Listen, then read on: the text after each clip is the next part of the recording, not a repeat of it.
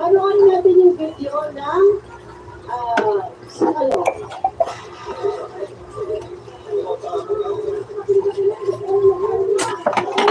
Nakita natin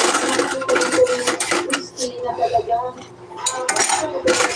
nagkakagulo na sila at nagkakagulo talaga sila. Yan ay makikikain mo pagdating na sa korte o sa isglabo. Pag talagang hindi na kayo masunod na barangay, ay hindi tayo makayos dito sa face-to-face. Okay. Tanong ko muna ang first question mo sa iyong mga sorcerer.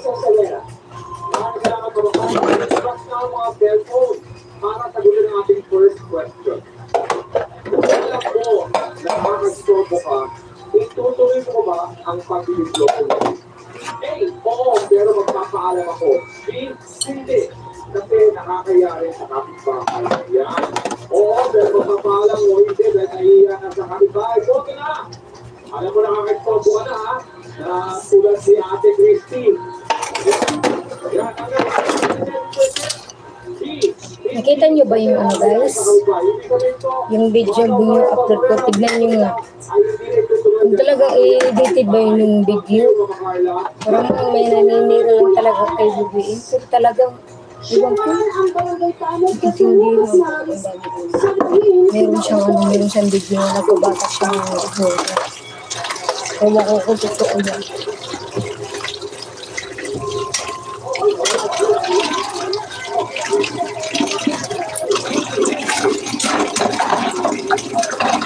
Social, virtual, showcase, dito na naman tayo sa ating susi.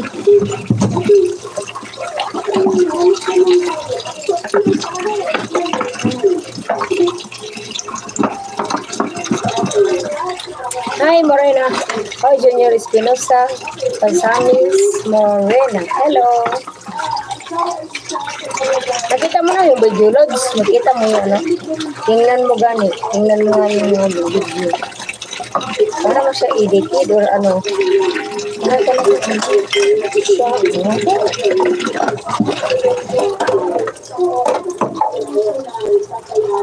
Kung sadyang siniraan lang siya.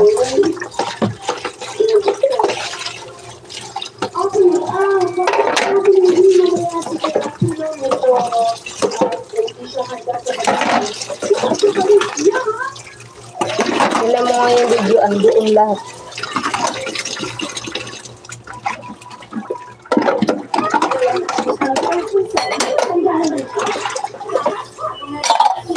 Andun yung video. Nakakatakot.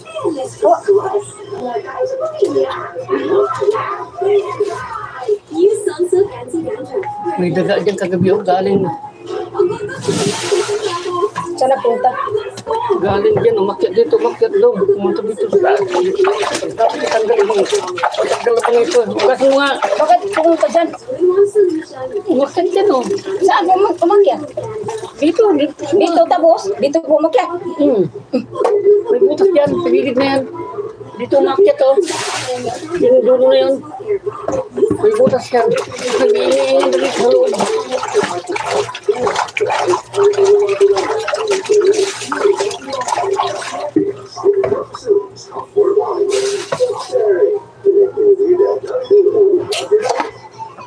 Grabe nga eh. Kita niyo yung video. Tignan mo.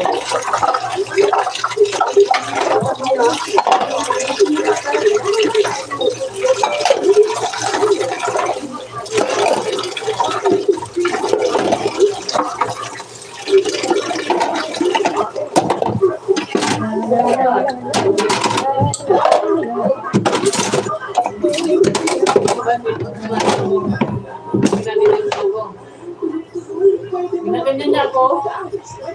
Laka. Laka.